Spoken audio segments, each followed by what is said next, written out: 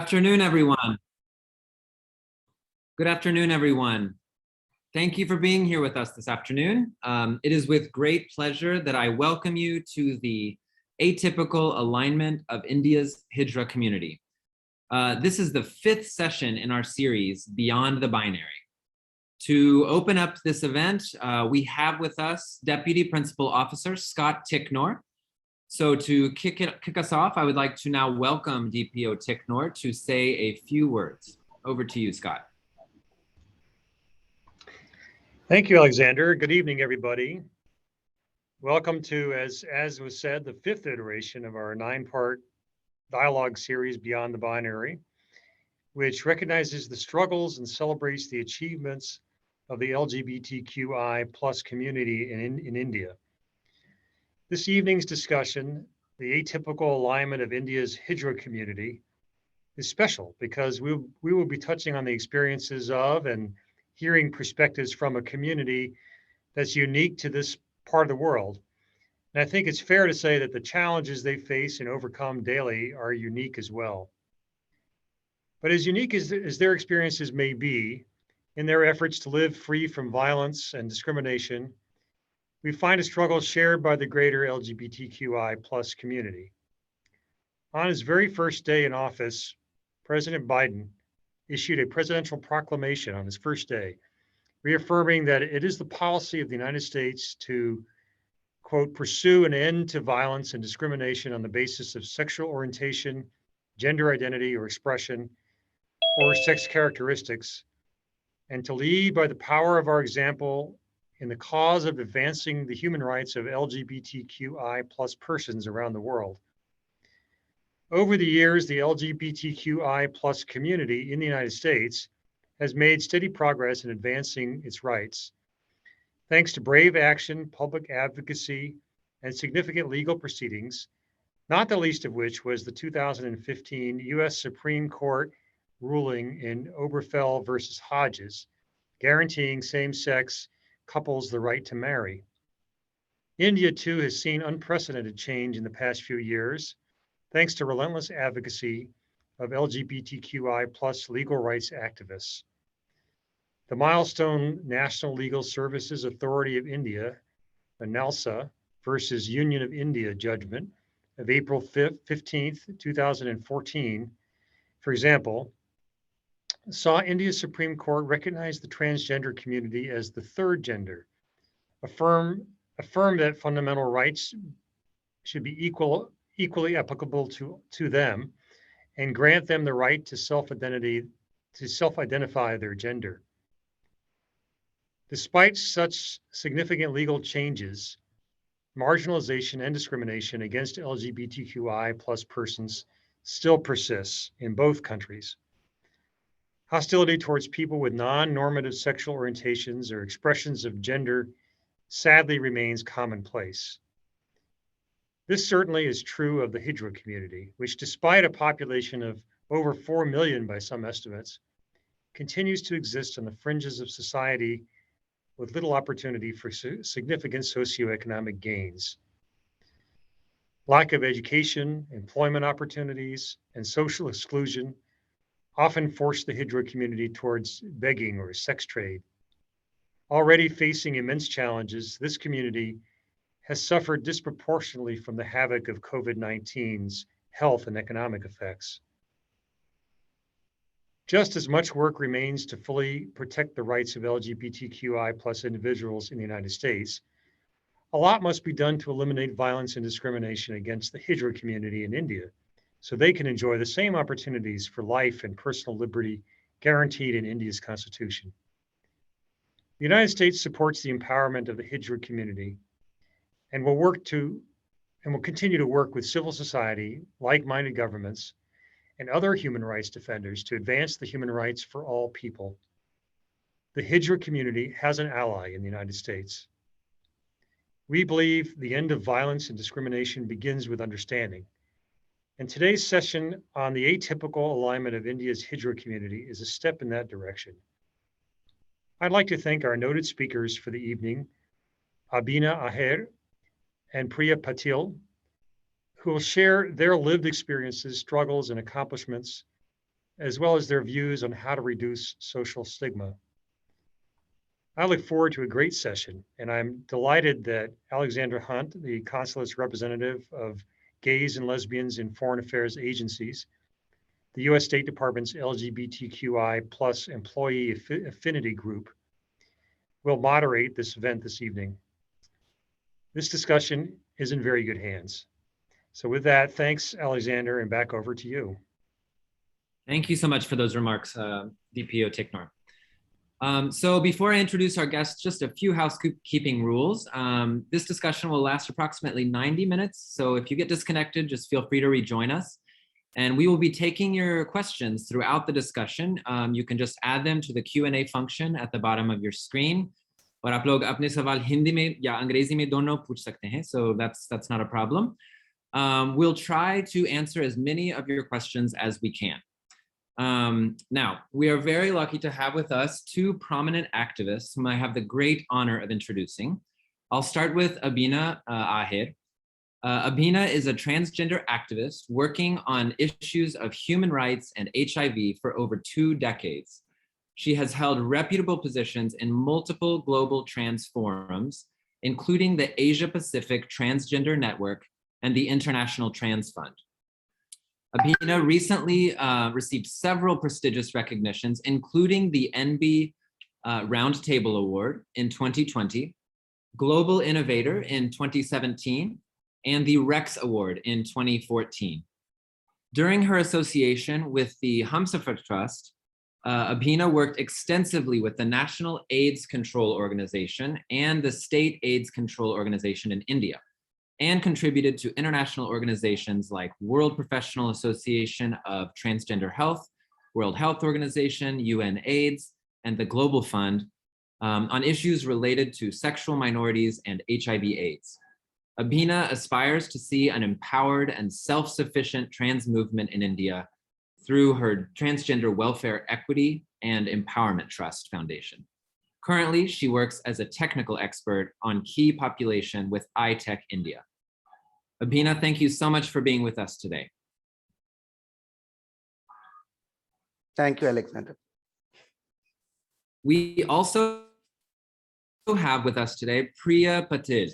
Priya is a transgender activist and politician who has been working actively for the interest of the LGBTQI+ community and its allies. As the president of the National Congress Party's LGBTQI cell, Priya strives to project the challenges of the queer community to broader society members. She has been instrumental in educating non-queer party leaders and members about the LGBTQI+ community and to bring about a shift in attitudes toward its members. Priya has worked relentlessly with senior politicians to help create safe spaces for the community and has started a COVID-19 vaccination center especially for them. Through her association with the Kinnar Ma Trust and the Department of Drugs and Alcohol, Priya works for rehabilitation and upliftment of her transgender community in particular. She aspires to bring about major changes in government policies to provide better access to her LGBTQI community members. Priya, thank you so much for being with us. Thank you, Alexander. All right, we are really lucky to have you both with us today to discuss this important topic. And I want to start with a question for you, Abina. You know that the fight for trans rights finally seems to be gaining traction in the United States, and there's more and more awareness being raised around the issue. Having a trans brother myself, I continue to learn about it every day. But India's Hijra community is really special and unique. And I just wonder if you could talk a little bit about the history and evolution of the Hijra community in South Asia. Absolutely. Thank you so much, Alexander, for that wonderful question. And I'll try to speak in Hindi and English so that, you know, there are a lot of community members who must have also joined will be able to understand what we're talking about.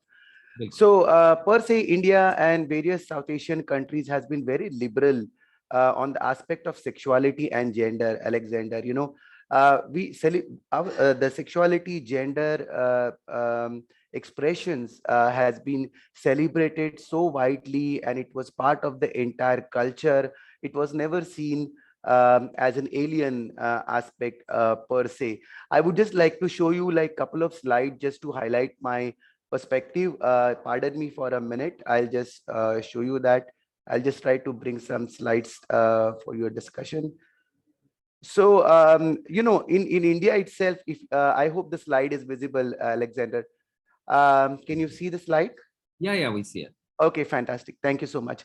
So in India itself, when we talk about sexuality and gender related aspect, a lot of our two of the most epic, epics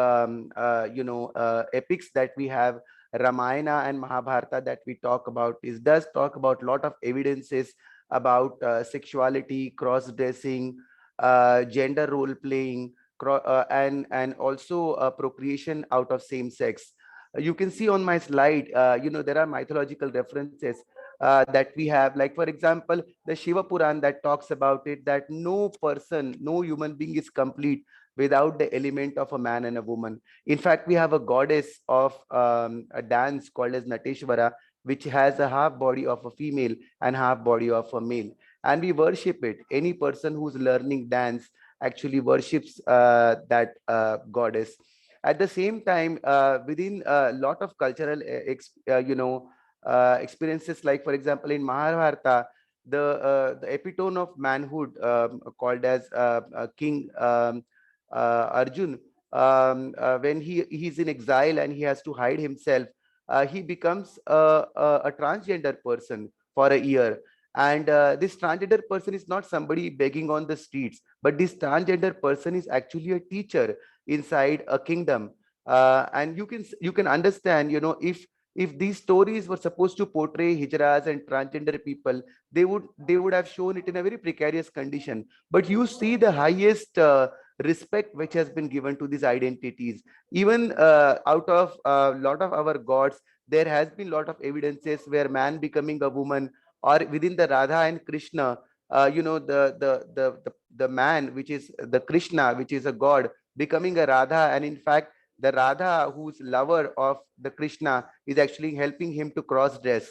At the same time, not only female to male, but we have also got an experience, we have also got evidences of transition between female to male.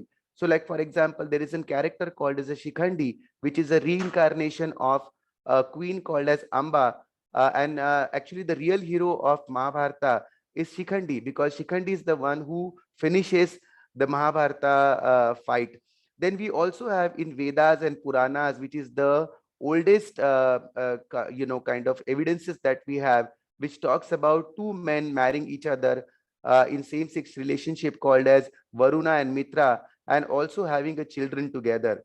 So there has been lot of such examples, not only mentioned in our epics, but also in our temples, where sex is being celebrated very widely. In fact, India is the only country which has sexual activity carved on temples like Khajuraho, where you have talking about bisexuality, same-sex behavior, heterosexual behavior, all sorts of activities. In fact, the sex has been considered and sexuality has been considered as a science in countries like India. There are so many evidences when the Hijra community or transgender community or people who belong to the same sex has been a very, very prominent role in kingdoms and provinces who ruled Hindustan at that point of time.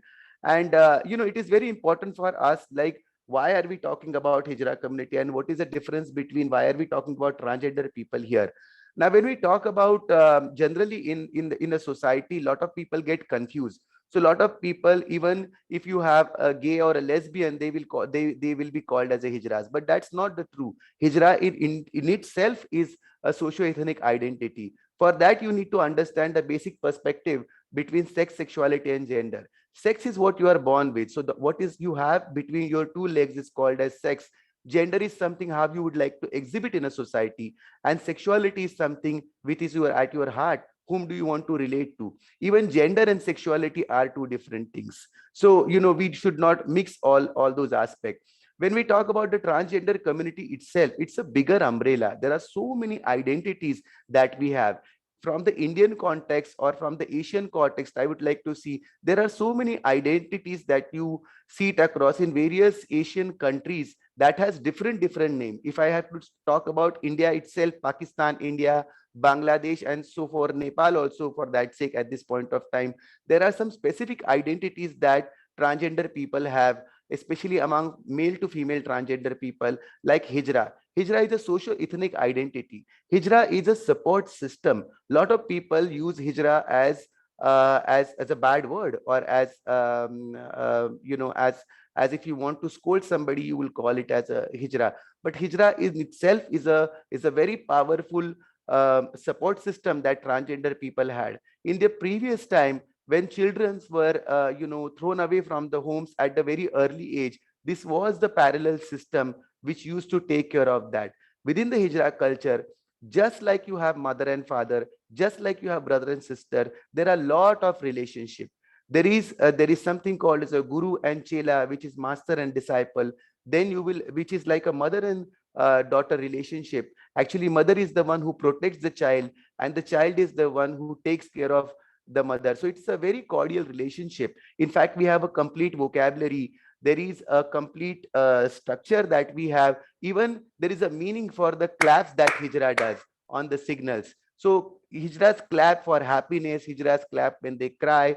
So there is a lot of these cultural values that, in fact, we have within the Hijra culture, and various of these identity. Some of these identities are also religion based. So like, for example, Jogappa, Jokti, Mangalmukhi, Seva Sakti, on various aspects of India, they are religion-based identities, and they are identities where the transgender people are marrying to God and goddesses. And there are so many identities which are at the periphery of the transgender community, like drag queens, Koti, gender queer, and various other identities that you see it across in various parts of the country. The transition for transgender people is not so easy. It is not just a one-day job. Any transition that you talk about, from male to female or a female to male, it always takes time, and there's a lot of concerns that we have. In early India, 2011, the India actually did a census with the transgender people. And in 2011, the first census was carried for the transgender and Hijra population. And in India, we found out that at least 5 lakh populations are living as a transgender people in India. And in fact, to a surprise, we also found out so many intersex children between the group of 0 to 6 years age, and 55,000 transgender children has been also identified at the same time. Now, a lot of Hijras that they live, they live out of lack of support from their family. There is no social protections that they have. There's a huge amount of violence right from the day they walk out from their family system. There's a huge amount of social exclusion, lack of education, employment, the transition need that they have for changing their bodies, because their bodies don't connect with the minds that they have. It's very expensive. As a result of them, lot of them has to be involved in lot of other activities which they don't like. The traditional culture of Hijras is basically called as Mangti Basti Badai, which means on the happy occasion or on the sad occasion, they go to the families, they take care of the families, they give them wishes, they give them blessings, they share their sorrows, and in return, those families give them a sustainable food or money or some sort of a resources, which is called as diksha. Lot of people think that Hijras beg on the street. No, it is called as a diksha. The Hijras which they ask for, it is called as a diksha. There has a lot of social construct to it. But right now, because of the lack of opportunity, lot of transgender, in fact, more than 80% are living under the poverty. There's a lot of suicidal tendencies among Hijras. The substance abuse rate is very high, and death rates are also very, very high when it comes to Hijra community. So what I wanted to tell you, Alexander, is that living as a Hijra is not an easy task, to be precisely, like, for example, you look at yourself, if you walk in the street, unless and until you tell yourself you are a transgender person, nobody will discriminate you. But if me and Priya walk on the street, we are out there. We are out there at the mercy of the crowd. I remember in my school days, people used to throw pebbles at me. So there has been a lot of violence that Hijra people go through it. You know, Abhina, I think that is the best description I've heard of the best explanation of the Hijra community, the history, how it fits into society. I've been living in India for on and off for 10 years, and it's something that I've always been fascinated in and gotten bits and bobs from here and there, but that's just an excellent overview. Thank you so much for that. I especially really liked the trans umbrella. That really helps explain even better how the Hijra community fits into this trans umbrella. Priya, I'd love to turn to you and get your take on this as well. Specifically, I'd love to know more about if you could tell some of our audience members what some of the traditions are that are prevalent within the Hijra community in India. So just more about the traditions of the Hijra community. अभी अबीना ने बहुत सारी चीजों को clear किया है about tradition. तो मैं टेक्निकली ना जाके प्रैक्टिकली जो चीजें हैं उनके ऊपर बात करना चाहूंगी। हिजड़ा कम्युनिटी इज बेस्ड ऑन गुरु शिष्य परंपरा, विच वी कॉल्ड फैमिली, जिसको हम एक फैमिली की तरह हम हर मेंबर को वहाँ पे ट्रीट करते हैं, बिकॉज वो एक जगह ऐसी होती है जहाँ पे हमें ऐसा लगता है कि कहीं भी कोई भी डिस्क्रिमिनेशन नहीं हो रहा है, कोई भी स्टिग्मा हमारे साथ नहीं है, सभी हमारे जैसे लोग हैं और हम उसमें सरवाइव कर रहे हैं। तो एक वो बॉन्डिंग होता है गुरु और शिष्य के बीच में, जैसे अबीना ने कहा कि एक माँ और एक बच्चे का बॉन्डिंग, तो उसी तरीके से वो एक माँ और बच्चे का बॉन्डिंग जिस तरीके से होता है, उसी तरीके से एक गुरु और एक शिष्य का बॉन्डिंग होता है। बिकॉज बहुत बचपन में ही, बिकॉज सबसे पहला डिस्क्रिमिनेशन हमारे साथ फैमिली से ही शुरू होता है। तो जब फैमिली से ये डिस्क्रिमिनेशन होना शुरू होता है हमारे जेंडर आइडेंटिटी को लेकर, हमारी सेक्सुअलिटी को लेकर, तब हमें घर से या तो निकाला जाता है बाहर, या तो हम खुद घर छोड़ के बाहर आ जाते हैं, और उसके बाद हमें सपोर्ट सिस्टम कोई नहीं होता है। तो उसी टाइम पे हम इस गुरु के शिष्य बन जाते हैं, और गुरु से हर चीज के लिए हम हर चीज सीखते हैं धीरे धीरे। तो एक सीख देने वाला, एक शिक्षा देने वाला, एक राह दिखाने वाला इंसान जो होता है वो होता है गुरु। उसके ऊपर बेस्ड है ये गुरु शिष्य परंपरा। बहुत सारे ट्रेडिशंस, बहुत सारी परंपरा, बहुत सारी संस्कृति और बहुत सारे वेरियस चीजों को लेकर ही ये इंडिया का कल्चर बना हुआ है। उसी कल्चर का एक छोटा सा पार्ट है हिजड़ा कम्युनिटी, जिनको ये समझा जाता है कि वो अगर किसी के अच्छे कामों में उनको दुआ देने जाते हैं, या किसी को बच्चा होता है, या किसी की शादी होती है, या कोई भी ऐसा कोई भी अच्छा एक ओकेजन होता है, उस ओकेजन के ऊपर वो लोगों को दुआ देने के लिए जाते हैं। वो उनका कल्चर है, और उसी कल्चर के बेस पर वो लोग अपना जो भी दिनचर्या है या उनका जो भी रोजगार है, उनका अर्निंग्स जो है वो उसी के ऊपर उन लोग कमाते हैं। और उसके बाद दूसरी चीज ये आती है कि हमें थोड़ा सा हिस्टोरिकल बैकग्राउंड भी है हर चीजों में। तो बहुत सी चीजों को तो अबीना ने बहुत अच्छे से डिस्क्राइब किया है, बट एक चीज मैं बताना चाहूंगी कि सबसे बड़ा कैरेक्टर जिसको हम भूल जाते हैं हमेशा, वो था शिखंडी, जो द्रुपद राजा का पुत्र था और द्रौपदी का भाई था, और वो एक राज्य का राजा था, जबकि वो एक ट्रांसजेंडर होते हुए भी एक राजा था, और उसने अपने काल में बहुत अच्छे से अपनी प्रजा को संभाला हुआ था। मतलब जो उसकी पॉपुलेशन थी ओवरऑल, उनको सबको वो संभालता था, not only a community people. तो जब उस समय पे हमें ये इक्वालिटी उधर देखने को मिलती थी और कोई भी डिस्क्रिमिनेशन उस कार्यकाल में नहीं था, तो फिर वो डिस्क्रिमिनेशन आज क्यों है, ये हमें सोचने की जरूरत है। बिकॉज जब उस समय में, जिस समय में इन सब चीजों के बारे में किसी को कुछ पता नहीं था, इनके बारे में खुल के कोई बोलता नहीं था, कुछ नहीं था, फिर भी उस टाइम पे जेंडर आइडेंटिटी को कोई डिस्क्रिमिनेशन नहीं था। तो उसका एक अच्छा उदाहरण शिखंडी है। उसके बाद दूसरा उदाहरण हम देखने जाएंगे, तो जब हम रामायण की बात करते हैं, तो इन रामायण जब राम वनवास को जा रहे थे, तो सभी प्रजा उन्हें छोड़ने के लिए वन में गई थी, और तभी जब वो वन के लिए प्रस्थान कर रहे थे राम जी, तब उन्होंने कहा कि भाइयों और बहनों, मतलब नर और नारी आप अपने अपने घर चले जाइए, हम अभी वन के लिए प्रस्थान कर रहे हैं। अब उन्होंने नर और नारी को आदेश तो दे दिया, तो नर और नारी तो चले गए, लेकिन जो ट्रांसजेंडर्स थे, जो थर्ड जेंडर्स थे, वो वहीं पे खड़े रह गए, क्योंकि उनको राम ने कोई आदेश नहीं दिया था। बिकॉज उस टाइम पे राजा का आदेश बहुत बड़ा माना जाता था और उसका पालन भी उसी तरीके से किया जाता था। तो उसी का पालन करते हुए उन थर्ड जेंडर्स ने वहां से वो गए ही नहीं और राम अपने वन के लिए प्रस्थान कर गए।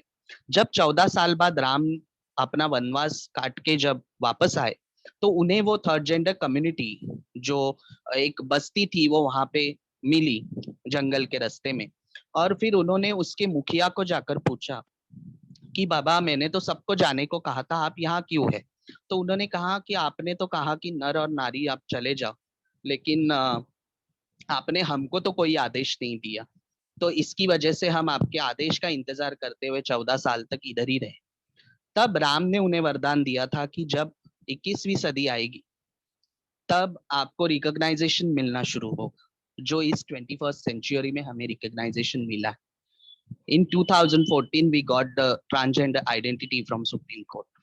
So उसी तरीके से धीरे धीरे हम इस रिकॉग्नाइजेशन की तरफ, हमारी आइडेंटिटी की तरफ, हमारी आइडेंटिटी प्रूफ करने के लिए आगे आ रहे। तो यही हिजड़ा कम्युनिटी का वो है। लेकिन हमें जब आगे जाके इन सब चीजों की बात करनी है, तो हमें हिस्ट्री को भूलना नहीं चाहिए।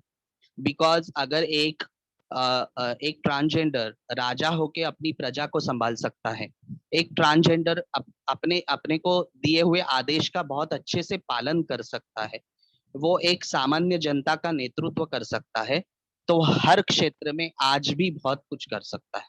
तो हमें उस चीज को जिंदा रखना है, और यही हिजरा कल्चर है। और हिजर, ये जो शब्द था, वो पारसी वर्ड है, और उसका मतलब होता है कि पवित्र, एक पवित्र आत्मा, और जिसका दूर दूर तक संसार से कोई संबंध नहीं है, जिसको किसी चीज की लालसा नहीं है, जिसने सब कुछ छोड़कर वो अकेले अपनी जिंदगी में अपना गुजर बसर कर रहा है, वो होता है उस हिजर शब्द का वर्ड ये है। और उस हिजर शब्द से ये हिजड़ा शब्द बनाया गया है। आई थिंक अभी ना करेक्ट मी अगर मैं गलत होंगी, बट मेरी जानकारी के हिसाब से ये हिजरा शब्द इस हिजर वर्ड से आया था। तो यही परंपरा रही है, और उसी परंपरा के साथ हम आज आगे बढ़ रहे हैं। और शायद इसी परंपरा को आगे मद्देनजर रखते हुए हमें हमारे डेवलपमेंट के लिए भी सोचना है। एक बात जो आपने आपने कही, मुझे मेरे लिए बहुत दिलचस्प थी, क्योंकि आपने कहा कि इतिहास में कोई भेदभाव नहीं था हिजड़ा समुदाय के खिलाफ। तो यस। आज ऐसे क्यों है? मतलब क्यों भेदभाव परसिस्ट करता है? बिकॉज जहां तक मुझे पता है कि जैसे जैसे चीजें, जैसे जैसे समय बदलता गया, मतलब उस समय में जब द्वापर युग चल रहा था, क्योंकि हमारे यहाँ 4 युग है, जो सतयुग, द्वापर युग, कलयुग, त्रेता युग, इस तरीके से। तो द्वापर युग में हमें एक शिखंडी जैसा नेतृत्व मिला। उसके बाद राम राज्य में हमें मतलब सतयुग में हमें आदेश का पालन करते हुए हमें वरदान मिला। और आज इस कलयुग में हम हमारी आइडेंटिटी साबित करने की कोशिश कर रहे हैं। तो मुझे ऐसा लगता है कि उस टाइम पे अगर एक ट्रांसजेंडर ने अपने आप को राजा बोल के साबित किया है, और उस टाइम पे वो डिस्क्रिमिनेशन नहीं था, तो वो डिस्क्रिमिनेशन आज इसलिए आया है क्योंकि लोगों की सोच में समय के हिसाब से बदलाव आते गए। उनका जिस तरीके से सराउंडिंग बदलता गया है धीरे धीरे, जहां से हमने ये शुरू किया इतिहास से लेकर अभी तक, तो तब से लेकर अभी तक जो भी चीजों का बदलाव मनुष्य के अंदर आया है, उनकी सोच के अंदर आया है, उसकी वजह से शायद ये डिस्क्रिमिनेशन और स्टिग्मा धीरे धीरे हमारे बीच में बढ़ता गया। और मुगलों का काल जब चल रहा था, जब मुगल थे, इस मुगलों का राज्य जब देश के ऊपर था, इस दुनिया में था, तो तभी ये जो ट्रांसजेंडर्स थे वो उनकी रानियों की रक्षा करने के लिए हरम के बाहर सैनिक की तरह रहते थे। तो उन्होंने एज अ सैनिक भी हमारे देश के राजाओं के रानी की रक्षा की है। तो उस फील्ड में भी उन्होंने अपने आप को साबित करने की कोशिश की है। तो ये इक्वालिटी उस टाइम पे थी।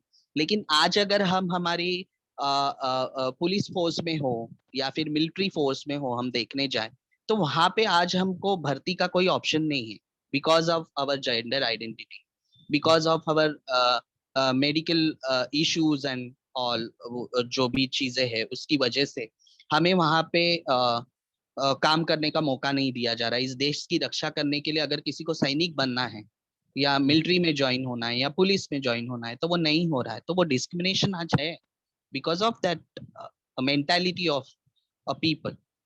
और शायद जो जो बाहर से प्रभाव आए हैं, मतलब शायद वजह से भी अभी भेदभाव हो रहा है, हो यस। सकता है, पता नहीं। या तो अभी So ना मैं आपसे I'll just add to हाँ हाँ Priya. प्लीज। मैं प्रिया को add कर, हाँ I'll just बिल्कुल। try to add to the Priya. So like fact remains is that कि पहले whenever I talked about the rich culture that we, हमारा जो culture था इतना rich था पूरे process में, but you know at the same time the country like Hindustan, it was not India, Hindustan, like it was an amalgamation of various countries or a part, was also considered to be rich in natural resource. You know, diamonds, gold, everything. So it was called as a golden bird, sone ki chidiya. So everybody, you know, at that point of time, the business used to happen through the kind of sea routes. So a lot of people, in fact, used to come. Turkeys used to come, Mughal used to come. There was a lot of influence that was there in our culture also at that point of time. Just like what Priya said, you know, that they here in India, the transgender people initially were called as kinnara, which means that neither male or not female. If you look into the culture in our gender also, it doesn't say, there is a very clear-cut understanding about he, she, and it, nara, nari, or kinnara. It has been mentioned also that kinnara are supposed to be the performers, they are dancer, they are artists, they are somebody who's entertaining to the god, and all those kind of things. So what happens is that first the Turkey and Mughal came, they got their entire culture. Then the Britishers and French and Persians and everybody came that enter into that. They bought their entire culture. In that entire dynamics of religion and identities, you know, lot of these identities like Hijras were shut down. Kinnars were shut down. So in 1968, the Britishers actually imposed a law which is called as a Tribal Act. So under the Tribal Act, what they did, Alexander, is that they made cross-dressing illegal. So anybody who's cross-dressing on the public, they will be given 10 years of jail. And it was shut down in a society. The Hijras and Kinnars were outcasted from the society. On top of that, Section 377 came, which talks about homosexuality. Because, you know, they were blown away when they actually come to India. They saw this sexuality related activities on the temple. They went to Gujarat, they saw in Maisana, they saw Betraji Mata temple, where priest is also a kinnar, a priest is also a transgender person, and actually mainstream people are going there to take the blessing of these people. So they tried to because they wanted to rule India, they tried to scratch the power systems in India that were hindering them to actually rule the countries like India. And, you know, out of that, actually, the entire construct of Hijras and Kinnars was destroyed very systematically pertaining. You know, have you ever thought we fought our struggle for 300 years? You know, 300 years we fought our freedom struggle, in countries like India. There has been not a single mention about the transgender person fighting for this struggle. Does that mean that transgender people were not there? Of course they were there. They were the one who were actually providing one message from one Krantikari to the other Krantikaris. But, you know, systematically their entire, this entire culture was destroyed. You know, after the independence, we are on the 75 year of Indian independence right now. You know, like Priya said correctly, अभी प्रिया जी ने correctly बोला कि 2014 में first time acknowledgement मिला किन्नर समाज को, transgender समाज को, जब पहले टाइम सुप्रीम कोर्ट ने बोला कि ट्रांसजेंडर भी है, पुरुष है, स्त्री है, if there is a man, there is a woman, there is a transgender also. And actually Supreme Court regretted, saying that these people are living 100 years back. So they are not even at part with the society right now. They are alienated. They have been shut down from all the rights, facilities, schemes, and equal representation. They right now need equity because they are living like 100 years back. See, it almost took like 70 years for us to come into the mainstream society and actually have a legal status. So there has been a lot of struggle related to that. Yeah, I mean, that's fascinating. And actually we've got some questions from the audience that are sort of tied to this. So I'd love to bring, we've got so many questions, but we've got some from the audience that I feel like are really relevant.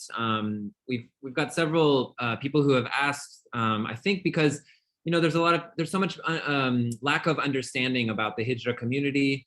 And I think that it sounds like our audience members really want to sort of fight against this bhedbhav, bhedbhav ke khilaf ladna chahte hain, na? So they're asking, what are the best terms to use to address the transgender community? Basically, is the term third gender the right way to address the community? Is that an inclusive term? Or what is a better term to address them? Pata nahi, Priya, shayad aap jawab dena chahti hain. कौन सा शब्द इस्तेमाल करना है हिजरा community के लिए, इस समुदाय के लिए? थर्ड जेंडर ये ठीक है कि नहीं? मतलब क्या ये हाँ, क्या सोचती हैं इसके?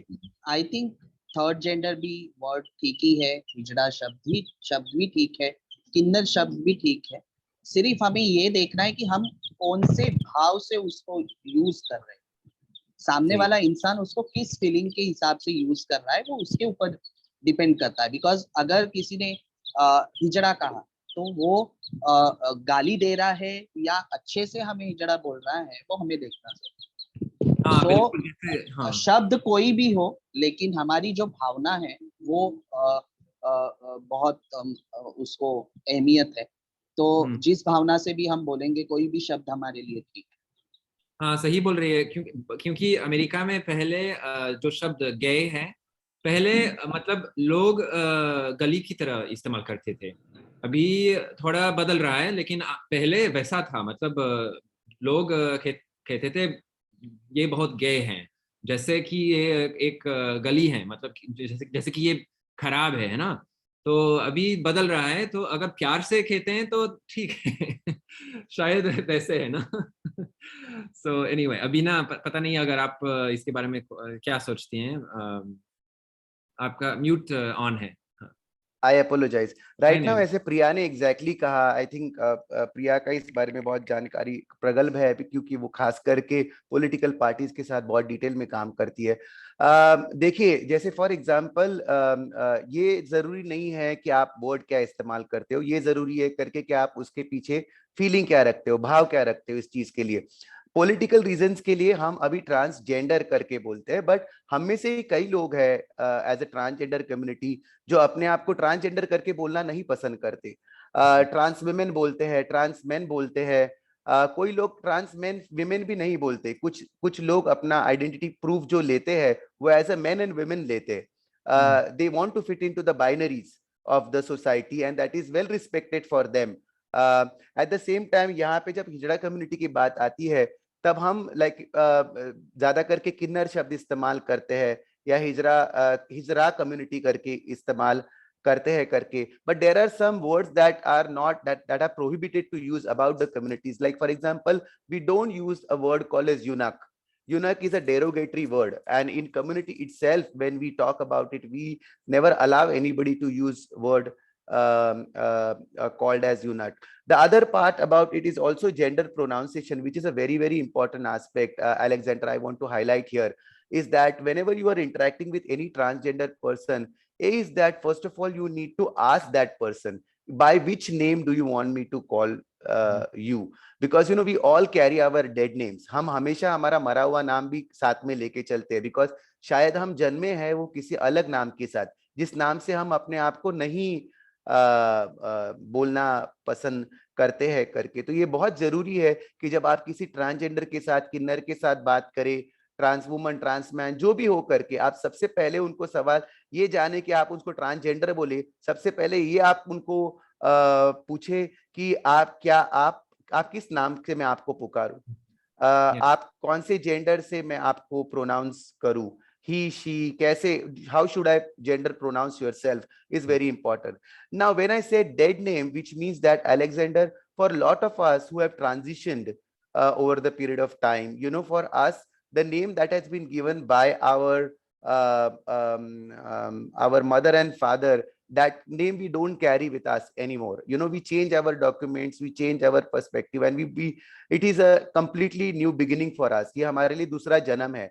तो when we do that, पुराना वाला जो नाम है उसको हम कई बार ट्रांसजेंडर लोग डेड नेम बोलते हैं. मतलब ये नाम खत्म हो चुका है हमारे लिए, ये कपड़ा खत्म हो चुका है, ये नाम खत्म हो चुका है, ये अस्तित्व खत्म हो चुका है. मैं जो हूं वो अभी मैं आपके सामने जो हूं. So don't try to plug in कि पहले मैं कौन थी, मेरा पहले नाम क्या था. इससे आपको कोई मतलब नहीं. मैं जो आपके सामने अभी खड़ी हूं या खड़ा हूं, तो आप उसको रिस्पेक्ट कीजिए, उस नाम को, उस जज्बे को, और उस जेंडर प्रोनाउंसिएशन को आप रिस्पेक्ट करें.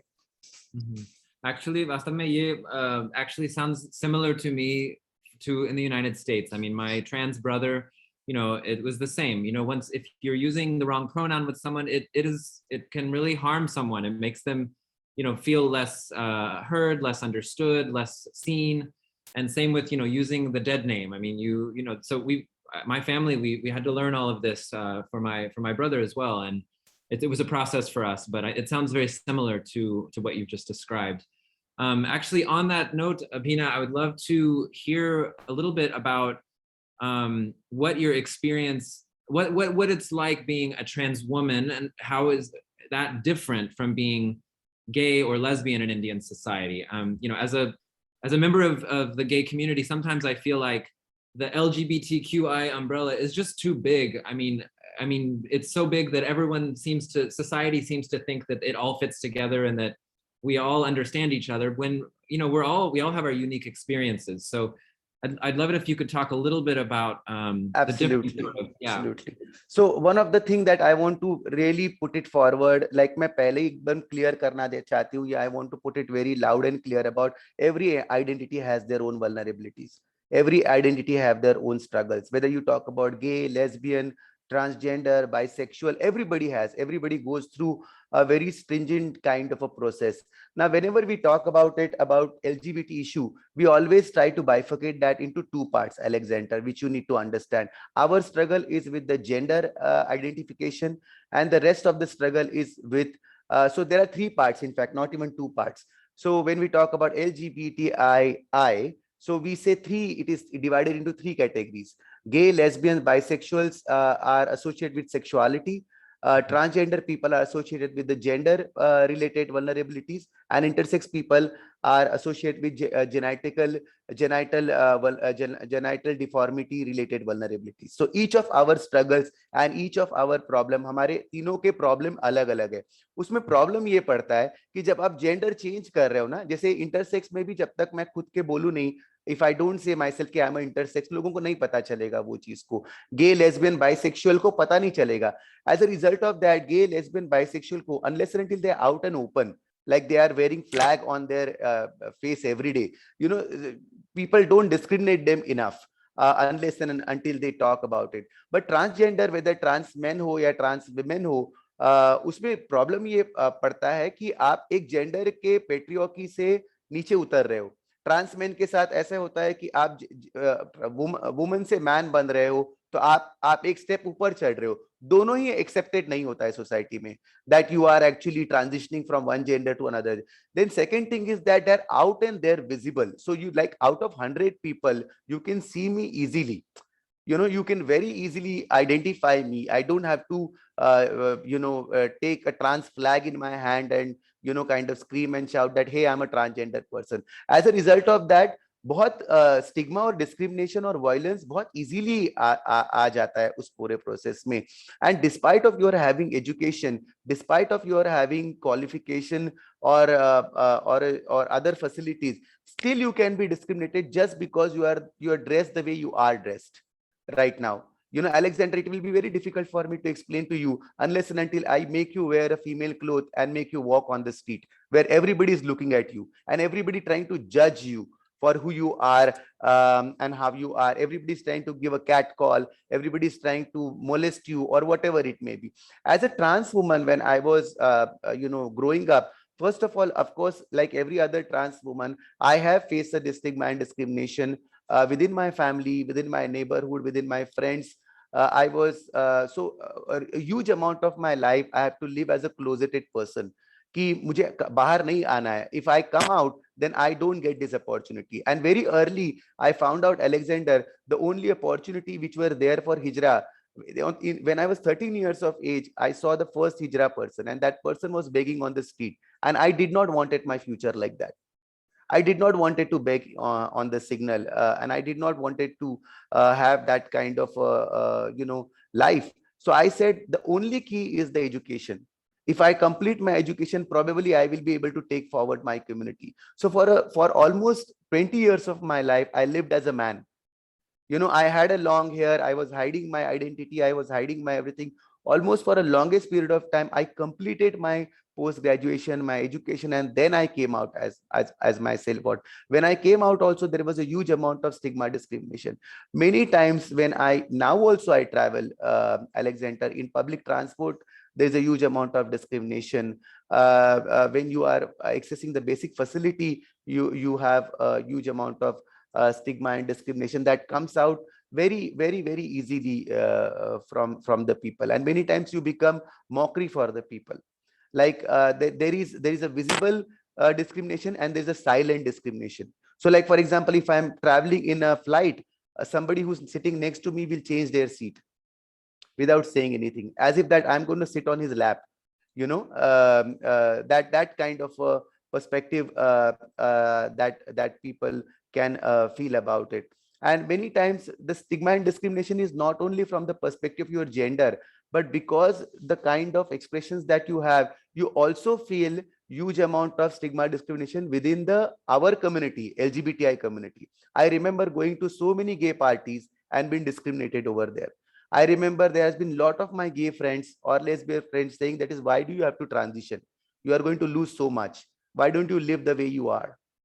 Now it has evolved and now people do understand, but there is always a silent discrimination about it. Even if finding our love life, Alexander, is very difficult, because the people who love us, they will love us in the four walls, but they will never accept this relationship to the T, where they can actually acknowledge us. So people want our bodies, people want our care, people want our support, people want our money, but people don't want us. Yeah, I mean, it's fascinating. The experience is completely different. I mean, you know, there's discrimination all around. There's always discrimination for anyone who's different. But your experience is extremely different from what I experienced, and so it's really interesting to hear. It looks like we may have lost Priya. I'm sure she's going to try to reconnect. But in the meantime, I did want to remind our audience that we are taking questions. We are here with Abhina, Ahir, and Priya to talk about the Hijra experience in India as part of the Beyond the Binary series. So if you're just joining us, just a reminder that we are taking questions. You can just put them down in the Q&A at the bottom of the screen. Well, I did have a question for Priya, but hopefully she'll be able to join us again. Abhina, while we're waiting for Priya to get reconnected, I know you've done a lot of work in the social development sector in India over the years. So I'm wondering what sort of active role the government can play in curbing marginalization and discrimination based on gender and sexual orientation. What's the role of the government? So I think government can play a huge role, and we are seeing that, you know, after 2014, when the transgender people has been recognized, जब पहले बार transgenders को third gender करके acknowledgement मिला, उसके बाद supreme court ने government को clearly बोला था कि 6 महीने के अंदर there are certain things that the government should be working towards the transgender people. One is reservation, the second one is protection from violence, third one is education, fourth one is skill building, and fifth one is the big campaigns that will mainstream the transgender issues in a society, so that the transgender people do not have to face any kind of a discrimination. Now, the unfortunate part about that, during the 2014, it was the first time the new government was getting formed. So they were also, kind of taking their own time. Actually, it took almost 5 years for a government to understand the complete transgender perspective. And in between, there were lot of people who came up with the private bills, like Tiruchi Siva and other people who presented the very progressive private bills in the Rajya Sabha and Lok Sabha based on the NALSA judgment. And then finally, government said that, hey, listen, we understand this is an important aspect and we will come up with our own bill. Then there was a bill which was produced called as the Right of Transgender Act, and which has been finally signed by the President of India in 2019. And this bill has a lot of components that are very, very important. One of the important thing that this bill did is that it constituted National Council. So Zainab Patel, Lakshmi Narayan Tripathi, Aryan Pasha, Vihang, there are so many people who are from the transgender community who are part of the National Council team, who's working very, very closely with the government for government to understand what are the nuances of the transgender and Hijra community and how can we support that process. The second thing government is right now has done is that they have established, with the help of Ministry of Social Welfare and National Institute of Social Defense, around 13 Garima Graha. Garima Graha is basically skill building center for transgender people across the India. So all the transgender people who do not have education or who've been thrown out from their own families, the government has created a support system and shelter home for them, so that they can come there, they can get skilled, they can get employment, they can get education, and refrain from begging on the street or going into any illegal activities. So that's a very big step that government has done. The third thing government has done is basically they have established something called as a national portal for transgender people. This portal is completely online and it helps transgender people to change their documentation with the help of district magistrate. So this portal is on and slowly people have already started registering and trying to transition themselves within those aspects. This is the only time it is considered to be a golden period for transgender people. I'll tell you why. Because for last 2 years, in 2018 and 2019, Alexander, transgender people has received the highest civilian award called as Padma Shri. So in 2018, a Bharatnatyam dancer, a classical dancer called as Nartaki Natraj, who received Padma Shri award, and 2019 Manju, who is a Jokti of the transgender identity, received her Padma Shri award for her extraordinary work in theatrics and arts. So it is a really golden period. But what is interesting right now is that not only national government, but state governments are also doing fantastic job in some of the state that I want to highlight. So like Kerala, Karnataka, Tamil Nadu, these are the states particularly have provided free of cost gender surgeries for transgender people. Even Pondicherry, free of cost surgeries within the government hospital, which is a very basic need of the transgender community. Then states like Chhattisgarh, who are already putting transgender people into the law enforcement. So they are giving them space. The first batch of transgender people are already working as police. Delhi itself has given, Delhi itself has identified a complete metro station called as Rainbow Station in Noida 55, which has been manned by the transgender people. Mahi Gupta is one of the ticket counter activists who's working there for people. So there has been lot of development that government is trying to do. Of course, I feel that the pace is little low. I feel that there is an important aspect that we have to take from the NALSA judgment, especially for the government. One is that the government must talk about reservation, Alexander. It is very, very important for us right now to talk about reservation into job, employment, education, transport, in various other aspects.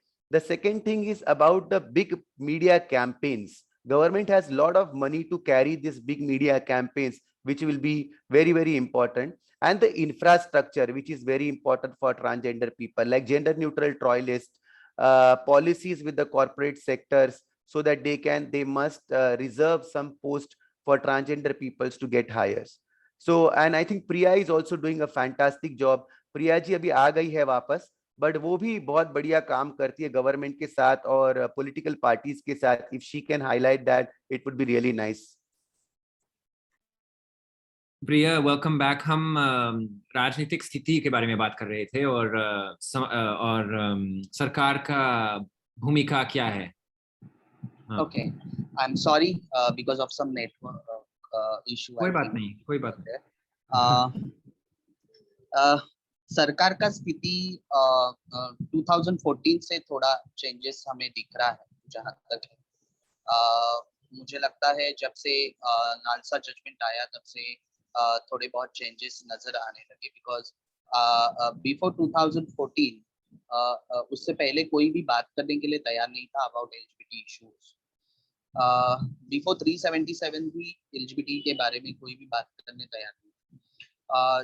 जब से ये दोनों judgement आए हैं उसके बाद से बहुत सारा चेंजेस हमें कम्युनिटी में देखने को मिल रहा है, in mainstream and our community also and in government also. So that central government हो या स्टेट गवर्नमेंट हो, हमें दोनों जगह वो बदलाव देखने के लिए मिलता है. कुछ हद तक ये भी चीजें हैं कि जो अवेयरनेस स्टेट गवर्नमेंट और सेंट्रल गवर्नमेंट में होना चाहिए अबाउट एलजीबीटी, वो उतने हद तक नहीं है. बिकॉज जो स्टेट को रिप्रेजेंट कर रहे हैं, जो सीएम हो या कोई भी डिपार्टमेंट पे कोई भी मिनिस्टर हो, उनको एलजीबीटी के बारे में अवेयर होना बहुत जरूरी है. बिकॉज अगर वो उनके लिए कोई पॉलिसी बनाना चाह रहे हैं या कोई पॉलिसी इंक्लूड करना चाह रहे हैं या कोई पॉलिसी को इम्प्लीमेंट करना चाह रहे हैं, तो उनको एलजीबीटी के इश्यूज और उनकी जिंदगी और उनको आने वाले प्रॉब्लम्स और उनके मेडिकल प्रॉब्लम्स हो या मेंटल हेल्थ के प्रॉब्लम्स हो या बाकी और भी सब प्रॉब्लम्स हो, इनके बारे में अवेयर होना बहुत जरूरी है. और सबसे पहले बेसिकली उनको एलजीबीटी क्या है ये समझना बहुत जरूरी है. बिकॉज अगर हम आज सेंट्रल और स्टेट गवर्नमेंट को बोलेंगे तो अगर उनको एलजीबीटी बोलेंगे तो उनको ताली बजाने वाला हिजड़ा ही पता है. They don't know about lesbians, what are bisexuals, what are gay, what are transgenders. In transgenders there were too many types of transgenders and trans man and trans woman क्या होता है ये तक उनको पता नहीं है अभी तक. तो ये अवेयरनेस सबसे पहले हमें गवर्नमेंट में लाना बहुत जरूरी है. हम हमेशा सिर्फ पॉलिसी मेकिंग की बात करते हैं या हमेशा हमें जो चीजें चाहिए या हमें जो मांगे हैं हम उनको लेकर बात करते हैं. बट जब तक हम उन्हें ये नहीं समझाएंगे कि एग्जैक्ट हम क्या है, हमारी दुविधाएं क्या है, एग्जैक्ट हमें किन चीजों का वो हो रहा है, प्रॉब्लम हो रहा है, तो ये सब चीजें हमारे लिए थोड़ा उनको समझाना जरूरी है. जब वो उस चीजों के बारे में समझना शुरू करेंगे तभी उनको उनके इश्यूज अच्छे से समझ में आएंगे और जब वो इश्यूज को समझेंगे तभी शायद वो पॉलिसी मेकिंग बहुत अच्छे से हो सकती है, ऐसा मुझे लगता है. तो अभी in Maharashtra there is my party's government.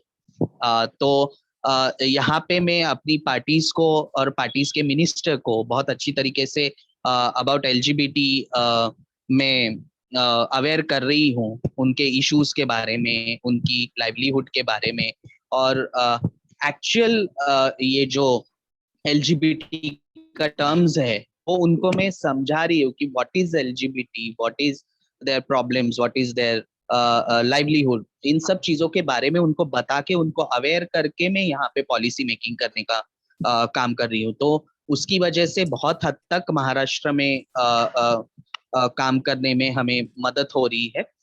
दूसरी चीज ये है कि मैं सिर्फ महाराष्ट्र की बात नहीं करूंगी, तो all over in India there were 2 state, I think 2 और 3 स्टेट जिनकी ट्रांसजेंडर पॉलिसीज बहुत अच्छी है। जो कि उसमें से एक छत्तीसगढ़ की पॉलिसी मुझे बहुत अच्छी लगी है, दूसरी सबसे अच्छी पॉलिसी ओडिशा स्टेट की है, और तीसरी सबसे अच्छी पॉलिसी तमिलनाडु की है। इन 3 स्टेट की पॉलिसीज को, हर स्टेट को एनालाइज करना जरूरी है कि उनकी चीजों के उन्होंने जिस तरीके से इसको इम्प्लीकेट किया है उसको हमें देखना जरूरी है, क्योंकि ये बहुत पिछड़ी स्टेट्स है। महाराष्ट्र बहुत डेवलपमेंट स्टेट है, बहुत सारा डेवलप हुआ स्टेट है, वहां पे काम करने वाले लोग बहुत डेवलप्ड है, लेकिन बाकी स्टेट के अनुसार अगर हमें रैंकिंग करना जाए या हम परसेंटेज देखें कि हम किस तरीके से उनकी तुलना कर सकते हैं, तो महाराष्ट्र थोड़ा सा पीछे है। बट मैं सिर्फ महाराष्ट्र की बात नहीं कर रही हूँ, बट बाकी स्टेट्स को भी इसका एग्जाम्पल लेना जरूरी है और उनको सोचना जरूरी है कि हम इन 3 स्टेट की पॉलिसीज को लेकर हमारे स्टेट में किस तरीके से इस पॉलिसी को इम्प्लीमेंटेशन कर सकते हैं। अभी तक मे बी 6 और 7 states they have the transgender welfare board, जबकि नालसा ने 2014 में ही कहा था कि सभी स्टेट्स को ट्रांसजेंडर वेलफेयर बोर्ड बनाना चाहिए, बट अभी तक सभी स्टेट्स में ट्रांसजेंडर वेलफेयर बोर्ड बना नहीं है। किन्हीं स्टेट्स में बना भी है तो वो पूरी तरीके से इम्प्लीमेंट नहीं किया गया है, उसमें अभी तक बहुत सारे चीजों का वो है, और बहुत सारी स्टेट्स में तो ट्रांसजेंडर वेलफेयर बोर्ड बना ही नहीं है। तो आई थिंक कि हमें सेंट्रल गवर्नमेंट को भी इन सब चीजों के बारे में अवेयर करना चाहिए कि जब पॉलिसी मेकिंग हो रही है तो वो पूरी इंडिया के लिए हो, वो सिर्फ स्टेट के ऊपर डाल के ना छोड़े। तो उस तरीके से भी हमें सोचना होगा इन चीजों के बारे में।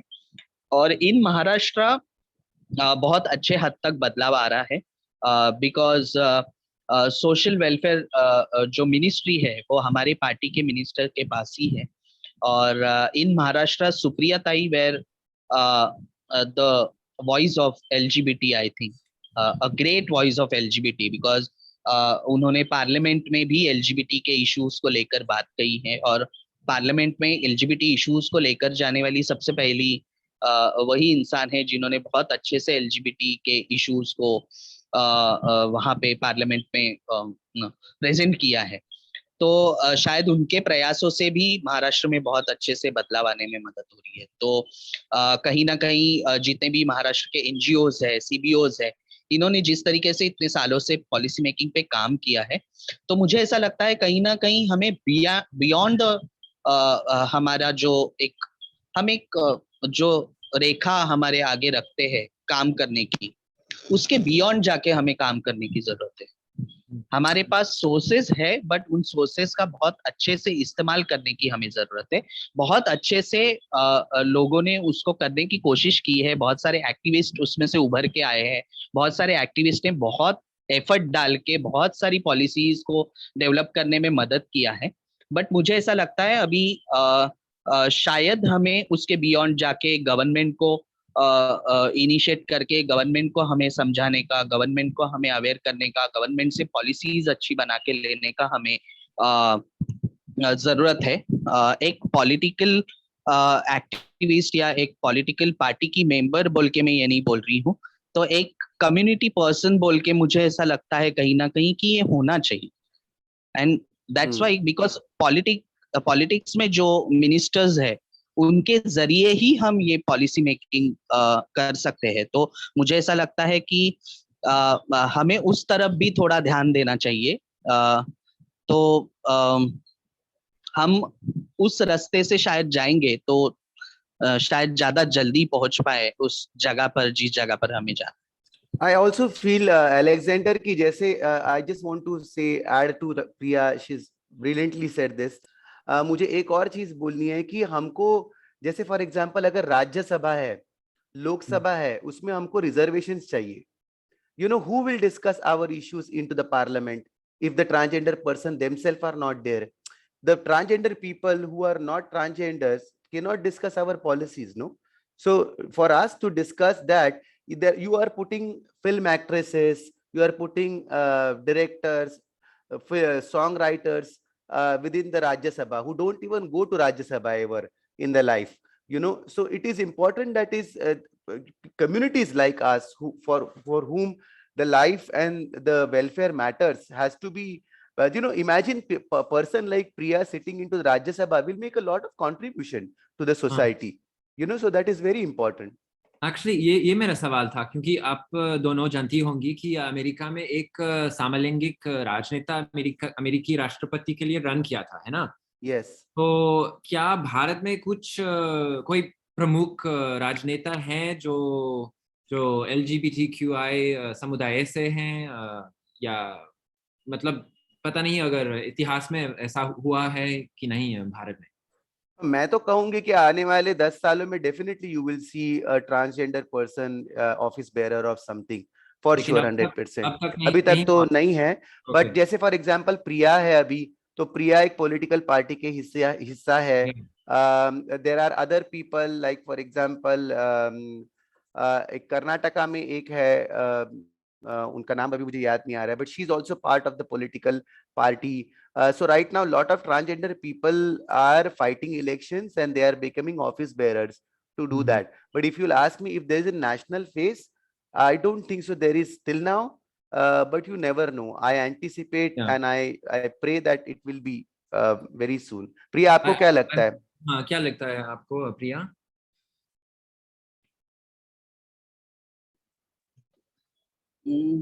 अभिना जी और अलेक्जेंडर जी, मुझे ऐसा लगता है कि हमें मेरा आवाज जा रहा है? हाँ हाँ, आ रहा है आवाज आपका. लेकिन वीडियो नहीं आ रहा. हाँ, यस. अभी यस. मुझे ऐसा लगता है कि जैसे हमने इतने साल इंतजार किया, मतलब जब भी हमारा ये जो भी हमें जब आजादी मिली देश को, इंडिया को, उसके बाद 70 साल तक हम इसी तरीके से जिंदगी जी रहे थे. उसके बाद हमने आइडेंटिटी के लिए आवाज उठाया, उसके बाद हमें आइडेंटिटी मिली, उसके बाद हमारे बारे में बातें होना शुरू हो गया, हमारी पॉलिसीज में एक होना शुरू हो गया, हमारे जो अलग अलग बदलाव आते गए हैं. तो मुझे ऐसा लगता है कि कोई भी बदलाव आने के लिए थोड़ा सा टाइम लगता है. अभी बहुत टाइम के बाद पॉलिटिकल रिप्रेजेंटेशन करने के लिए पार्टीज ट्रांसजेंडर्स को अप्रोच कर रही है, एलजीबीटी मेंबर्स को अप्रोच कर रही है. वेरियस पार्टीज वहां पे है जिन्होंने ट्रांसजेंडर्स को अभी तक रिकॉग्नाइजेशन दिया है अपनी पार्टीज में, office bearers as their party members को. उसके बाद अभी कम से कम 5 से 6 ट्रांसजेंडर्स है जो अलग अलग पॉलिटिकल पार्टीज को रिप्रेजेंट कर रहे हैं. और मुझे ऐसा लगता है कि आने वाले समय में राज्यसभा नहीं, लेकिन स्टेट की विधानसभा तक तो लोग जल्दी से पहुंच जाएंगे, और विधानसभा से शायद राज्यसभा और लोकसभा तक पहुंचने में उनका रास्ता आसान होगा. तो मुझे ऐसा लगता है कि जरूर पॉलिसी मेकिंग जिस जगह पे होती है, तो ट्रांसजेंडर्स की पॉलिसी अगर ट्रांसजेंडर खुद बनाएंगे तो वो पॉलिसी बहुत अच्छे से बनेगी, ऐसा मुझे लगता है. बिकॉज जैसे मैंने अभी थोड़ी देर पहले कहा कि ट्रांसजेंडर्स के बारे में मिनिस्टर्स हो या बाकी और लोग हो, उनको पूरी तरीके से जानकारी नहीं है, तो वो उस तरीके से उस पॉलिसी को इम्प्लीकेट नहीं कर पाएंगे. वो बात तो करते हैं कम्युनिटी के बारे में, वो सेंसिटिव है, कम्युनिटी के बारे में उनको लगाव है, लेकिन वो कम्युनिटी के लिए जिस तरीके से रिप्रेजेंट होना चाहिए उस तरीके से वो रिप्रेजेंट नहीं हो पाते हैं कहीं ना कहीं. उसी के वजह से तो ये जो अभी ट्रांसजेंडर एक्ट बना है उसमें भी बहुत सारे लूपहोल्स रह गए. ये उसी की वजह से था, बिकॉज पार्लियामेंट में जब ये बिल डिस्कस हो रहा था वहां पे कोई भी ट्रांसजेंडर मेंबर पार्लियामेंट मेंबर नहीं था, और वो ना होने की वजह से उसका नुकसान आज हमारी पूरी कम्युनिटी को भुगतना पड़ रहा है. तो ये चीज है. एटलीस्ट जब उनकी स्टैंडिंग कमिटी हुई थी, उस स्टैंडिंग कमिटी में भी कोई ट्रांसजेंडर मेंबर को उन्होंने रिप्रेजेंट करने नहीं दिया था, और जिसकी वजह से बहुत सारे लूपहोल्स ट्रांस एक्ट में रह गए। लेकिन मैं आशा करती हूँ कि आगे जब भी टाइम आएगा और जब भी कोई भी पॉलिटिकल पार्टीज किसी को भी एज ए लोकसभा या राज्यसभा मेंबर रिप्रेजेंट करने के लिए मौका देगी, तो उस समय पे जरूर इन सब चीजों में अमेंडमेंट्स करने की हम कोशिश करेंगे। एक अच्छा एक्ट, अच्छा लॉ कम्युनिटी के लिए लाने की हम कोशिश करेंगे। तो मुझे ऐसा लगता है कि कहीं ना कहीं आज से 10 साल तो बहुत ज्यादा हो गए, मुझे ऐसा लगता है कि 5-6 साल काफी है, और शायद अगले इलेक्शंस तक 2024 तक हमें इंतजार करना चाहिए, जब तक शायद कोई ना कोई एटलीस्ट विधानसभा तक तो पहुंच ही जाएगा। लोकसभा और राज्यसभा तो आगे है ही, और मैं ये भी चाहती हूँ साथ साथ में कि लोकसभा और राज्यसभा भी 2014 में कोई ना कोई तो भी रिप्रेजेंट करे। तो let's hope for the best. Yeah, I think that it's एक बदलाव आएगा, मतलब पक्का बदलाव आएगा, क्योंकि हम अगर हम अमेरिकी एक्सपीरियंस देखते हैं तो ये साफ है कि मतलब 10 साल पहले ये मुमकिन नहीं, would not have been possible at all 10 years ago in the United States for a gay politician to run for office, or a transgender politician to run for office. And that was only 10 years ago in the United States. So I think it's inevitable that in India also it's going to change. So yeah, I mean, I also hope, Priya, मैं भी आशा करता हूँ कि बदलाव आएगा और representation आ जाएगा भारतीय राजनीति में। हाँ. So listen, Yes, we have मैं सिर्फ कहना चाहता हूँ कि बाकी 15 मिनट है, तो हम पूरी रात के लिए हम बात कर सकते हैं, लेकिन बाकी 15 मिनट है, तो इन 15 मिनटों को मैं सवाल like I want to get some questions from the audience. I realize I have a few more questions. We've got so many from the audience, so I want to focus on that in the time we have remaining. We have a question here from Sakshi, asking if there are any specific changes in the mental health care for the transgender community that you would like to see or have seen in recent times. Basically, maybe healthcare, mental health care, if there's any specific changes for the transgender community that you've seen or would like to see. And that's a question for either of you. Priya? अगर कुछ बदलाव का yeah, in the healthcare transgender community, या कुछ बदलाव होना चाहिए. हाँ. Yes, जरूर होना चाहिए. मैंने महाराष्ट्र से इसकी शुरुआत की है एक्चुअली. अभी कोविड-19 के पीरियड में ट्रांसजेंडर्स को उनकी आइडेंटिटी कार्ड्स ना होने की वजह से और बहुत सारी दुविधाएं आ रही थी वैक्सीनेशन में. तो तभी मैंने हेल्थ मिनिस्टर को, महाराष्ट्र हेल्थ मिनिस्टर को मैंने एक प्रपोजल दिया था कि जिसके जरिए मैंने उनको ये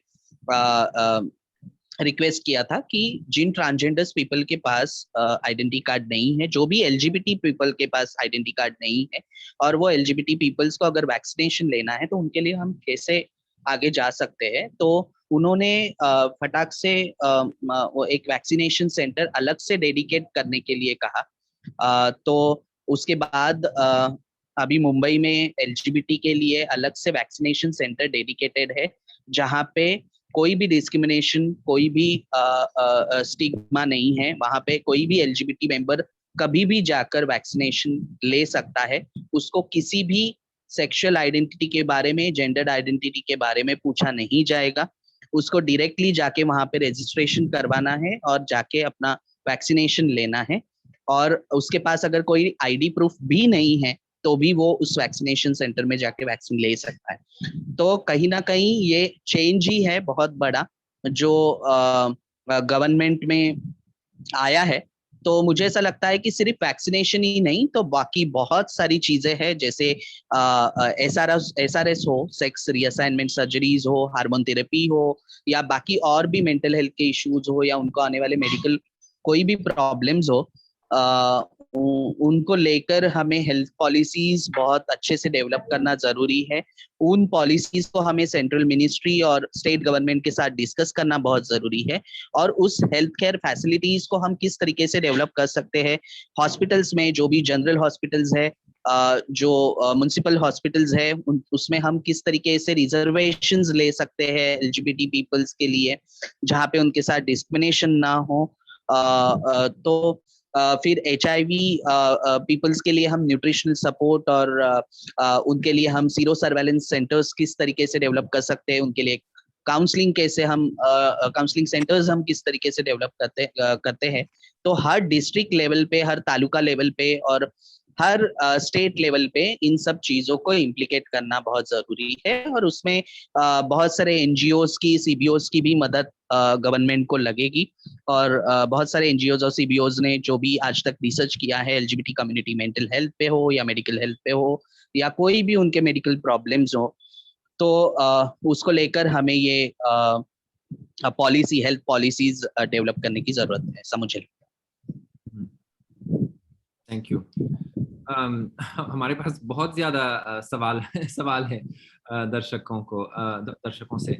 So actually, Abhina, there's a question here for you that I think is really interesting. So this person is asking, can you speak about the role that Svikar Rainbow Parents are trying to play in promoting acceptance? Are you familiar with the Svikar? Yes, Rainbow absolutely. Parents? I Yeah. think Aruna Desai ji, and my mother is part of the Svikar LGBT parent support group. Maybe In you fact, can she's one of the explain briefly what yes it is. founder member. I'll talk about it. So I remember Sridhar Rangayan under Kashish initiative, Kashish Festival, which is the largest Asian LGBTI festival, initiated a Svikar group. This was very important aspect because one of the सबसे ज्यादा जो problem हम face कर रहे थे वो LGBT parents को accept करने के लिए, और कई बार LGBT पेरेंट्स अपने बच्चों को इसलिए एक्सेप्ट नहीं कर पा रहे थे बिकॉज उनको शेम है या उनको समझ में नहीं आता। वो इसलिए एक्सेप्ट भी नहीं कर पा रहे थे बिकॉज उनको किसी के साथ बात करने के लिए कोई नहीं था अपने जैसा। Like whom do they talk to, whom do they connect with? There is no literature enough on this aspect about things, and even I feel that is literature is not something that can really help, but a human touch, human stories that can really help around with that.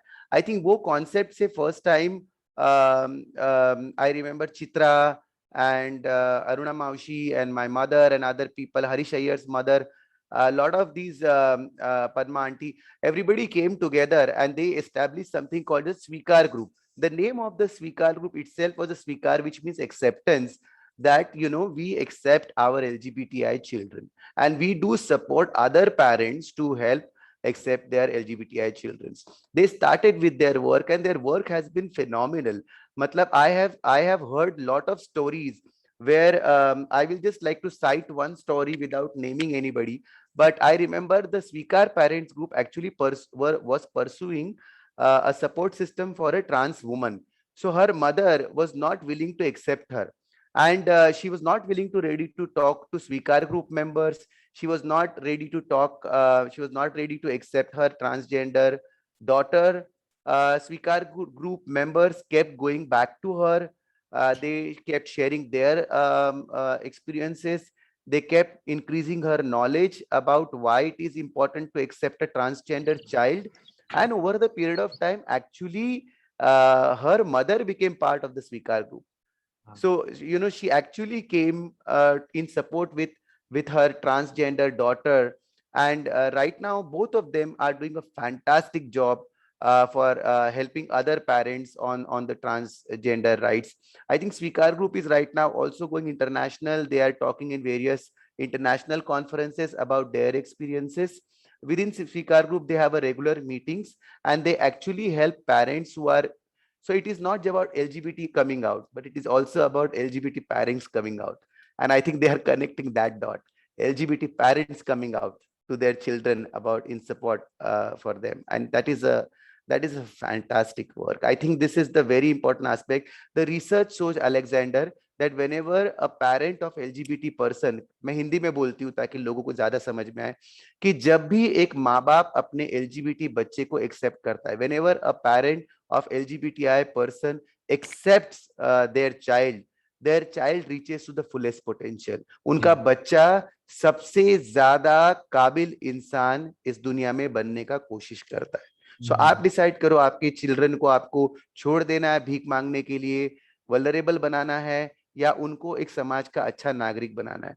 Today I am also a transgender person. I look after my mother. I have given everything to her, whatever she was not talking to me for some amount of time, but then she realized that I am more caring towards her. Matlab, sometimes she feel that if I could have got married and I could have children, I could have not paid attention to her in her old age. But right now I'm there for her. I'm taking care of her. That makes a lot of difference. And transgender and LGBTI जो बच्चे होते हैं, जब parents उनको really support करते हैं, तो जरूर मैंने कितने सारे LGBTI बच्चों को देखा है कि अपने पेरेंट्स को आखिरी दम तक एक अच्छा जिंदगी देने का कोशिश करते हैं, रिस्पेक्ट, लव एंड केयर के साथ. I think that is such an important message. Okay, Alexander जी. हाँ जी बोलिए. Hello. हाँ. मुझे अबीना जी को ऐड करते हुए थोड़ा सा एक चीज बोलना है. जैसे इन्होंने स्वीकार ग्रुप बनाया है, तो मेरी उनसे एक रिक्वेस्ट है कि हर स्टेट को अपना अलग से लॉ बनाने की राइट होता है, और जिसके तहत उन्होंने कुछ सालों पहले सीनियर सिटीजन एक्ट बनाया था, जिसके अंडर उन्होंने प्रोविजन किया था कि जो भी बच्चे अपने सीनियर माँ बाप को घर से बाहर निकाल देते हैं, उनको पनिशमेंट हो सकता है as a law of India. तो मुझे ऐसा लगता है ऐसा कोई लॉ LGBT पीपल्स के लिए भी लाना चाहिए, जिसमें अगर LGBT पीपल को बचपन में ही डिस्क्रिमिनेट करके घर से बाहर निकाला जाता है या उसके साथ डिस्क्रिमिनेशन होता है, तो उसके लिए पनिशमेंट लॉ होना चाहिए for the parents and for their family and for their friends. तो ये जो एटमॉस्फेयर तैयार होगा, उससे फायदा हमें ये होगा कि एक तो वो अपने घर में रह के अपनी पढ़ाई पूरी कर पाएंगे, अपना एजुकेशन पूरा कर पाएंगे, अपनी सारी चीजों को अच्छे से इम्प्लीकेट कर पाएंगे, पेरेंट्स के साथ रह पाएंगे और एक अच्छा माहौल उनको मिलेगा.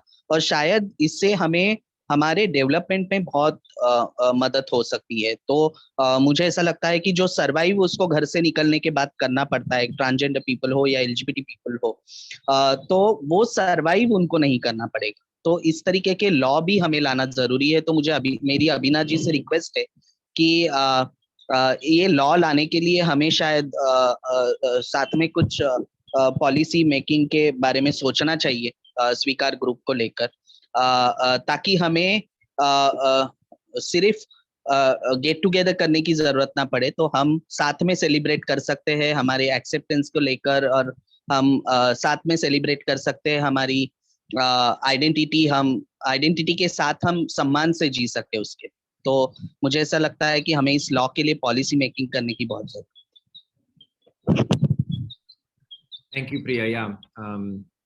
या सरकार का भूमिका बहुत अहम है. मतलब अगर सरकार हम एक कुछ नए लॉज बना सकते हैं इसके बारे में, ताकि माँ बाप अपने बच्चों को नहीं फेंक सकें. तो I mean, this is critical. I think that there be some sort of support, and that the government, I think that's an important role for the government to play there. So we have just a few minutes left. I think we have time for one more question. I'll take one last question from the audience. The question is, I am a gender non-binary homosexual person who is still in the closet in my 20s. And this question is for both of you. The question is, how can we support you? How can we uplift you so that you can come out and be have all the same human rights as anyone else, and be supported by society and by the community? So I think we'll just close with that. It's a very open-ended question, but I guess if you had a wish list, like Abhina or Priya, मतलब अगर सूची में एक wish list है, तो मतलब सबसे महत्वपूर्ण चीज क्या होगी? Abhina, do you want to start, and then we'll go to Priya? I think you're on mute, Abhina. मैं बोलती हूँ, फिर प्रिया कैन फॉलो. आई थिंक अगर आप आप खुद क्लोजेट में हो और आप जेंडर नॉन बाइनरी हो या जो भी हो करके, फर्स्ट ऑफ ऑल मुझे ऐसे लगता है करके कि यू नो हम सबको, मुझे ऐसे लगता है कि खुल के बाहर आना और खुल के बात करना इस विषय पे जरूरी है। पहले बात तो हमको अपने अप्रीहेंशन, अपने कंसर्न्स को दूर रखना है। दूसरा, अगर आप साइलेंटली सपोर्ट करना चाहते हो मूवमेंट को, तो सबसे इंपॉर्टेंट चीज है कि कई सारी संस्थाएं काम कर रही है ट्रांसजेंडर के सपोर्ट के लिए। आप उनको डोनेशन दे सकते हो, आप उनको रिसोर्सेज दे सकते हो, टेक्निकल नॉलेज दे सकते हो। हर एक बात सपोर्ट पैसे से नहीं आता। You can always bring your expertise into that. You can educate people. The second part about it is that within the companies that you associate with, you can always work towards transgender inclusion very, very highly. So you insist that they meet people like us so that they get sensitized, so that they can create more spaces within the thing. The third thing is that stand by for the rights. So if in any of your neighborhood or any of your family members you see a trans child who's been bullied, who's been discriminated, stand for it. उसके लिए खड़े रहिए और उसके protection के लिए काम करने का कोशिश कीजिए। चौथा, सबसे बड़े इस विषय में बातचीत करना। इस विषय में इतनी बातचीत कीजिए, इतनी बातचीत कीजिए कि इस विषय में बातचीत करने के लिए किसी को शर्म ही ना महसूस हो। Nobody should feel shame about what we are talking about particularly. And I think other thing than that, I just feel that try to make a relationship with a trans person, as a friend, as a sister, as a brother, or whatever it is. If you can be comfortable with them, make them part of your family, I think कोई भी transgender रास्ते पे भीख मांगते हुए नहीं दिखाई देगा, कोई भी ट्रांसजेंडर बेसहारा नहीं दिखाई देगा. So it's always good to we have an another initiative called as Anam Prem Third Eye, जिसमें what we do is that we encourage cis families to adopt transgender people. So these cis families, actually, what do you mean by adopt transgender people? They don't keep them with them, but they go to their house, they spend time with them, they form some sort of relationship. On happy occasions, they call them at their home, and they establish some sort of relationship like brothers, sisters, uncles, aunties, mothers, and that actually gives the inclusivity about thing. I think the each community, every community is equipped to handle their own problems, Alexander. The most important thing is you create platform for them, you give them equal rights, and you give them equal dignity and acceptance. That is something which is the most important. That's what you can do. प्रिया, मैं आपको देती हूँ अभी add करने के लिए. Okay, thank you अभिना जी. सभी चीजों को अभिना जी ने कवर तो कर दिया है, बट मैं और कुछ चीजों को इसमें ऐड करना चाहूंगी. जैसे हमें सिर्फ यूएस की नहीं, तो हमें और भी बाकी जो देश है जिन्होंने एलजीबीटी को एक्सेप्ट किया है और उनके लिए बहुत अच्छी पॉलिसीज बनाई हैं, उन पॉलिसीज का एनालिसिस करना जरूरी है. जैसे मैंने कहा कि महाराष्ट्र ही नहीं इंडिया में, तो हमें जो बाकी के स्टेट्स ने पॉलिसीज बनाई है उसको एनालिसिस करना जरूरी है. वैसे ही हमें आपके देश की और बाकी और देश जिन्होंने एलजीबीटी को एक्सेप्ट किया है उनकी पॉलिसीज को एनालिसिस करना जरूरी है, ताकि हम इंडिया में बेस्ट पॉलिसी बना सके एलजीबीटी. दूसरी चीज मुझे ऐसा लगता है कि बहुत सारी चीजें हम करते हैं एक्सेप्टेंस के लिए या बाकी उसके लिए, बट कुछ हद तक, जैसे मैंने कहा कि हमें बियॉन्ड जाके काम करने की जरूरत है. तो उस बियॉन्ड जाने के लिए हमें अलग अलग रास्ते खोजने हैं. जो रास्ते खोजने में हमें शायद यूएस कॉन्सुलेट टेक्निकली मदद कर सकता है. प्रैक्टिकल वे में वो हमें फंडिंग्स के जरिए या और भी कोई एक्टिविटीज या जैसे एलजीबीटी फ्रेंडली एक्टिविटीज हो, या उनके लिए कोई बिजनेस अपॉर्चुनिटीज हो, या उनके लिए कोई स्किल बेस्ड अपॉर्चुनिटीज हो, या उनके लिए कोई कैपेसिटी बिल्डिंग अपॉर्चुनिटीज हो. तो इस तरीके की एक्टिविटीज हम उनके लिए कर सकते हैं. दूसरी चीज है ट्रेनिंग प्रोग्राम्स. यूएस कॉन्सुलेट ने कंडक्ट करनी चाहिए ऑन वेरियस टॉपिक्स. एलजीबीटी के इश्यूज एलजीबीटी पीपल्स को बहुत अच्छी तरीके से पता है, इसलिए जब आप एलजीबीटी के लिए कोई ट्रेनिंग प्रोग्राम इंक्लूड करें तो उसमें आपको मेन स्ट्रीम कम्युनिटी को इंक्लूड करना जरूरी है, ताकि मेन स्ट्रीम को एलजीबीटी के इश्यूज के बारे में पता चल सके. वो उधर बातें कर सके, ताकि जो इतने सालों का कम्युनिकेशन गैप मेन स्ट्रीम में और एलजीबीटी कम्युनिटी में रहा है, उस कम्युनिकेशन गैप को हम कहीं ना कहीं फिलअप कर सके। तो मुझे ऐसा लगता है कि कहीं ना कहीं इस तरीके के ट्रेनिंग प्रोग्राम्स की जरूरत है।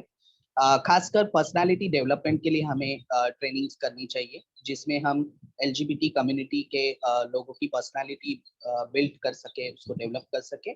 और बहुत सारी स्किल्स एलजीबीटी पीपल्स में होती है, जिस तरीके से आप अगर फैशन को ले सकते हैं या डांस को ले सकते हैं, एक्टिंग को लेकर ले सकते हो, मेकअप को लेकर ले सकते हो। तो इन सब चीजों का ट्रेनिंग देके उनको जॉब्स अपॉर्चुनिटीज हो या बिजनेस अपॉर्चुनिटीज हो, इस तरीके की मदद यूएस कॉन्सुलेट शायद हमें कर सकता है। तो मुझे लगता है कि बियॉन्ड जाकर हमें काम करना चाहिए, तो शायद हम बहुत अच्छा डेवलपमेंट ला सकते हैं। अलेक्जेंडर, मैं जस्ट ऐड करना चाहूंगी प्रिया को। एक्चुअली जनवरी में पीस ऑफ सीड्स करके, सीड्स ऑफ पीस करके एक ऑर्गेनाइजेशन है, उन्होंने मुझे अप्रोच किया था और बातचीत की थी, और आई थिंक हमारा बहुत सारा डिस्कशन चल रहा था उस विषय में। एंड एक्चुअली जनवरी 2022 से I think US consulate Mumbai एक छोटा सा प्रोग्राम भी ट्रांसजेंडर के साथ, खास करके हिजड़ा कम्युनिटी के साथ शुरू करना चाहती है और करेगी, मुझे लगता है स्किल बिल्डिंग को लेकर। तो ये बहुत ही अपने आप में यूनिक है। मैं प्रिया जी से भी इसके बारे में बात करूंगी जैसे जैसे हम आगे बढ़ेंगे इस विषय को लेकर। बट इसके माध्यम से 25 ऐसे ट्रांसजेंडर है जिनको स्किल बिल्डिंग दिया जाएगा और उनको आगे बढ़ने के लिए मौका दिया जाएगा। तो ये बहुत ही बड़ी बात है। हम इसके साथ मैं ये थैंक यू कहना चाहूंगी यूएस कॉन्सुलेट को कि वो हिजरा कम्युनिटी के लिए खास कुछ करना चाहते हैं, और हम जरूर इस चीज को सपोर्ट करना चाहेंगे आगे। और जैसे प्रिया ने बताया, और भी ट्रेनिंग होनी चाहिए और भी स्किल बिल्डिंग होनी चाहिए हिजरा समाज के साथ।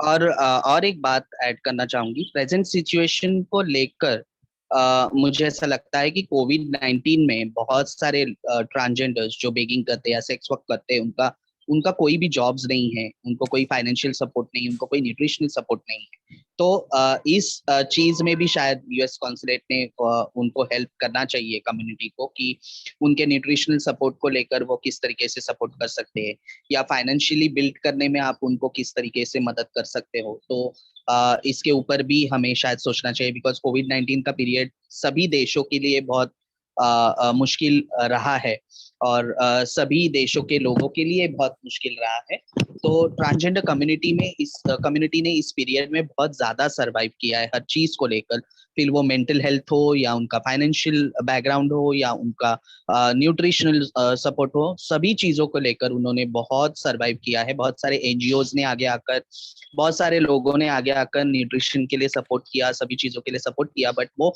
उतनी हद तक शायद पूरा नहीं पड़ा कम्युनिटी को। बट शायद हमें उन चीजों के बारे में भी अभी प्रेजेंट सिचुएशन को लेकर सोचना चाहिए, बिकॉज अभी इंडिया में थर्ड वेव भी आने के उसमें है, तो हमें उसको मद्देनजर रखते हुए शायद इस हेल्प को करना चाहिए कम्युनिटी के। ये सब सुझाव बहुत अच्छे हैं, शुक्रिया। हमारा कार्यक्रम खत्म होने वाला है, but I just want to thank all of you, all of our guests, all of our audience members for joining us for this session on the atypical alignment of India's Hijra community. It's been a fascinating discussion. Abhina ji, Priya ji, आपके भाग लेने और साझा करने के लिए बहुत धन्यवाद. It was very interesting, बहुत दिलचस्प थी. Thank you so much to both of you.